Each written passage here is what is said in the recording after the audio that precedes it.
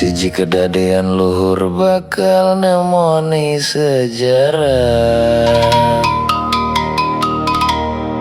Nalika pepadang nembeng ranui jagat,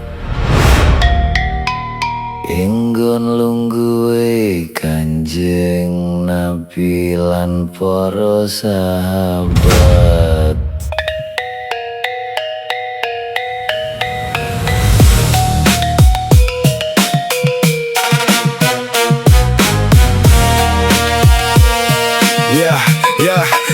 Naliko Kanjeng Nabi nembe lenggah Kanthi para sahabat sumringah, ujuk-ujuk rawuh wong lanang misterius. Klambi putih resik, rambute ireng mulus. Ora katon tiba nggone lelungan, sapa wonge kabeh ora kenalan. Lungko nempel dengkul ning ngarepe Nabi, telapakan tangan diseleh ning bubuk kali. Dheweke takon mate premati, do Muhammad Terangno Islam neng ati. Islam iku syahadat sing utama, sholat 5 waktu aja nganti ditinggalno. Bayar zakat nggong resiki bondo, wulan Ramadan dilakoni kelawan poso. Munggah kaji neng Baitullah, yen kowe sakabehane duwe daya. Wong mau mantuk lah ngomong kowe bener. Sahabat bingung sing takon kok sing bener no. Banjur takon maneh perkara iman. Nabi ngendika totoe ning jero dodo.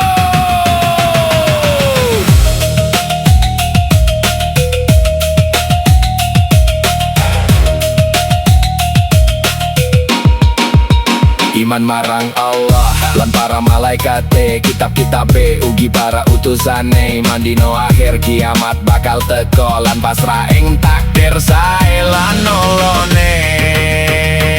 Lajeng takon isan niku sing kepiye, Nabi paring weruh ning jero maksude. Ibadah marang Allah kaya kowe weruh Gusti, yen kowe ora weruh elingo. Sanyatane Allah tansah mirsani kabeh lakumu.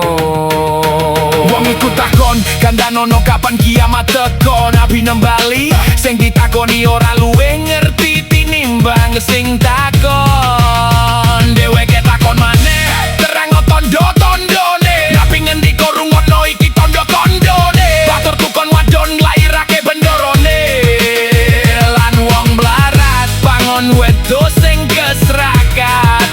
Padha rebutan dhuwur-dhuwuran bangun jagat. Wong iku banjur kesah ilang tanpa tilas. Kanjeng Nabi dawuh gawe kabeh dadi jelas.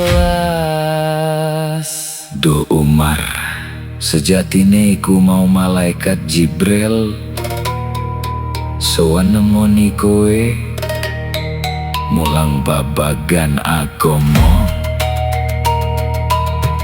Muga awake dhewe